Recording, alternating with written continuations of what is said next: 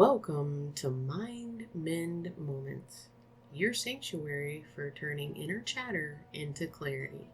I'm Shalithia, and this is the space where we replace I can't with unlearning, where vulnerability meets empowerment. Each episode, we explore beneficial self-talk strategies, dive into the transformative power of life listening services, or unpack practical tools to nurture your mental well-being.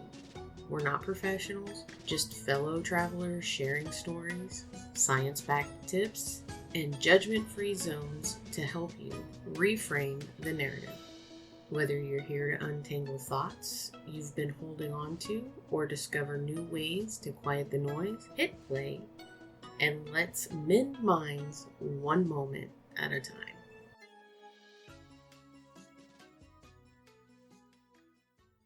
The importance of self-compassion, learning to be kind to yourself. In a world that often emphasizes achievements, accomplishing tasks, and perfection, it's easy to become our own harshest critics. We often develop a harsh critic in our heads telling us we could do more and we're failing. Many of us are kind and compassionate to others but struggle to extend the same kindness to ourselves. Well, I'm here to tell you that self-compassion is crucial for our mental and emotional well-being. Learning to be kind to yourself can make a massive difference in your life. It can help you navigate challenges with resilience and grace. Today, I want to explore the importance of self-compassion with you and provide practical tips for cultivating this essential quality. Understanding self-compassion. Self-compassion isn't selfish, so let's just get that out of the way. It involves treating yourself with the same kindness, understanding, and support that you would offer to a friend. Giving yourself the same grace you extend to others. It means being gentle with yourself in times of failure or difficulty rather than being overly critical. That critic can become overwhelmingly loud when we find ourselves in a critical or life-altering circumstance. Self-compassion comprises three main components: self-kindness, common humanity, and mindfulness. Components of self-compassion. According to Dr. Kristin Neff, a leading researcher of self-compassion, these three components work together to create a compassionate mindset. Self-kindness. Being warm and understanding towards ourselves when we suffer, fail, or feel inadequate. If you're anything like me, you can find yourself being harder on yourself more than anyone else could ever be. Common humanity. Recognizing that suffering and personal inadequacies are part of the shared human experience. We all have our struggles. No one alive among us is free of this human experience. Mindfulness. Holding our painful thoughts and feelings in balanced awareness rather than ignoring or exaggerating them. We many times ignore our painful thoughts, trying to hide them away, only for them to surface down the line. We'll also take our painful thoughts and feelings and exacerbate them, which doesn't help us and just makes everything more complex. Finding that balance is where we really want to be. Some benefits of self-compassion. Practicing self-compassion has numerous benefits for mental health and overall well-being.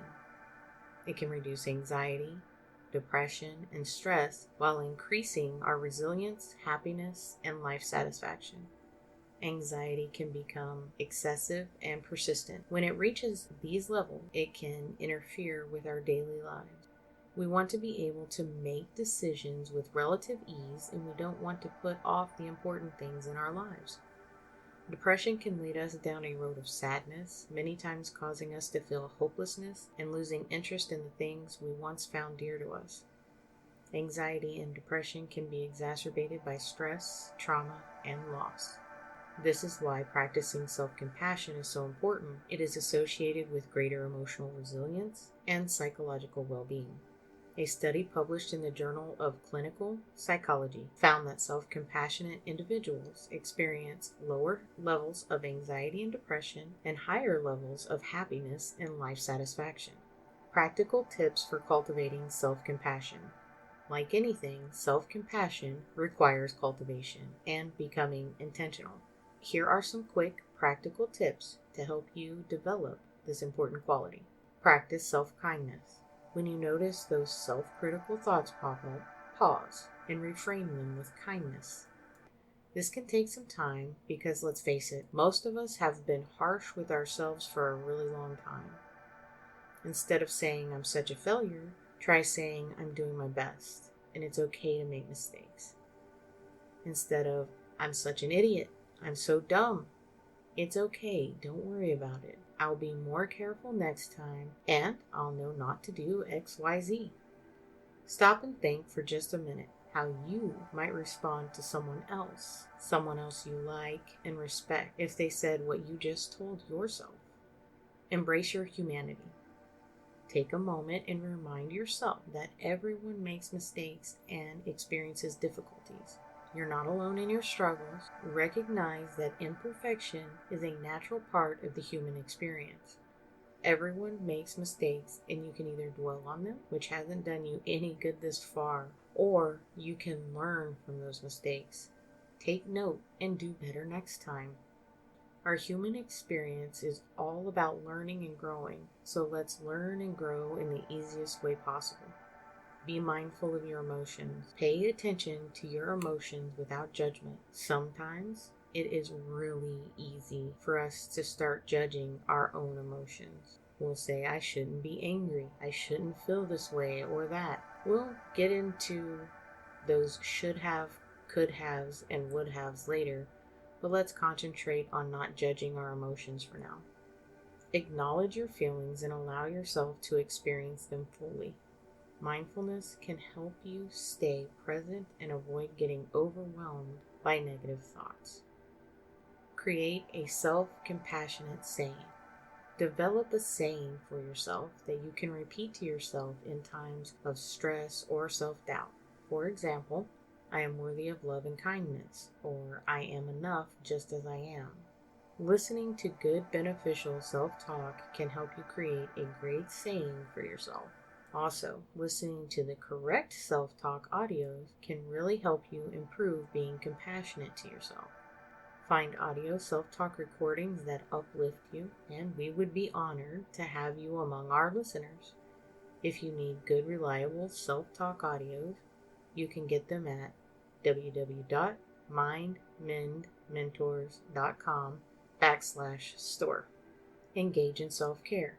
Make time for activities that nourish your body, mind, and soul. Whether it's taking a relaxing bath, going for a walk in nature, or spending time with loved ones, prioritize self-care to support your well-being. You know what is nourishing to you, and if you don't, start trying things and seeing what helps you relax, unwind, and feel better. Seek support. If you find it challenging to practice self-compassion, consider seeking support from a therapist, counselor, or someone you trust to help you reframe your thoughts. They can help you develop self-compassionate practices, and therapists and counselors can help address any underlying issues that may be contributing to self-criticism.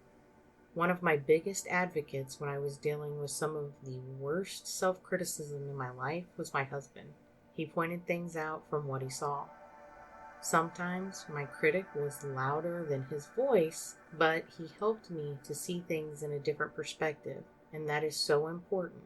Someone that you will listen to and that will help you see things in a new light. Overcoming barriers to self-compassion.